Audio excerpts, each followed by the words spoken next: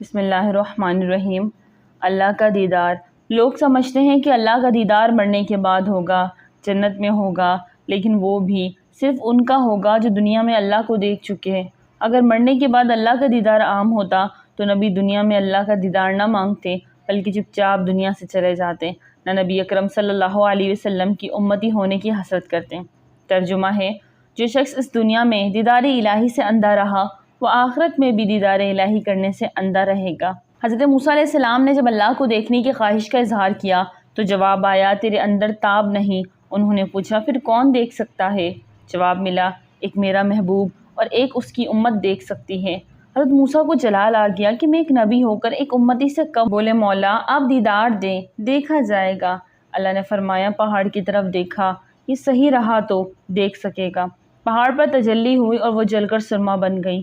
حضرت موسیٰ علیہ السلام بے ہوش ہو گئے۔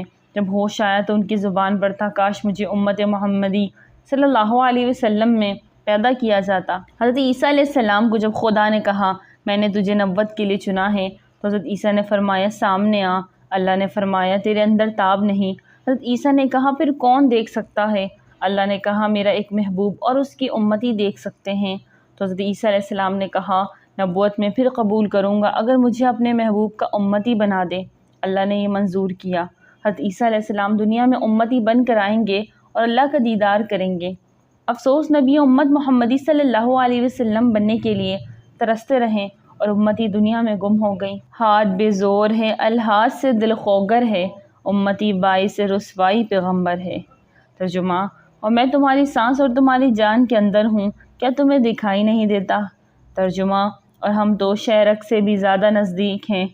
حدیث قدسی میں فرمایا گیا ہے، نہ میں آسمانوں میں سماتا ہوں نہ زمینوں میں، لیکن بندہ مومن کے دل میں سما جاتا ہوں۔ مومن کا قلب اللہ کا عرش ہے، اس لیے اپنے رب کی معرفت کے لیے انسان کو اپنے باطن میں ہی سفر کرنا ہے اور اپنے ذات کی حقیقت سے اپنے رب کی حقیقت حاصل کرنا ہے۔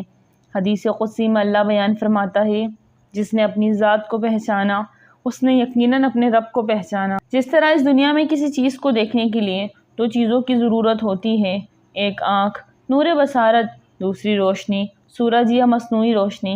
اگر ایک چیز کی بھی کمی ہو تو کچھ نہیں دیکھا جا سکتا۔ اس طرح باطن میں دیکھنے کے لیے بھی دو چیزوں کی ضرورت ہوتی ہے، ایک باطنی یا قلبی آنکھ، نور بصیرت، اور دوسرا اسم ذات کا نور، اور اللہ کو اسم ذات کے نور ہی سے دیکھا جا سکتا ہے۔ اس لیے سورہ بنی اسرائیل کی آیت نمبر 72 میں اسی باطنی اندھے پن کا ذکر ہے۔ فرمانے لائی ہے، جو اس دنیا میں اندھا ہے وہ آخرت میں بھی اندھا رہے گا، یعنی جو یہاں دیدار یا نور بصیرت سے محروم ہے وہ آخرت میں بھی دیدار یا نور بصیرت سے محروم رہے گا۔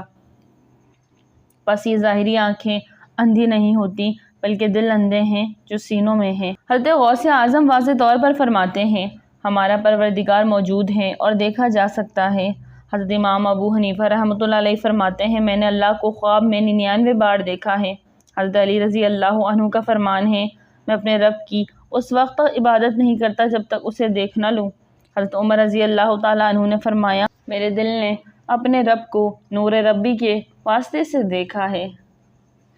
ناظرین، ویڈیو اچھی لگے تو لائک کریں، چینل کو سبسکرائب کریں اور دعاؤں میں یاد رکھیں۔ السلام علیکم۔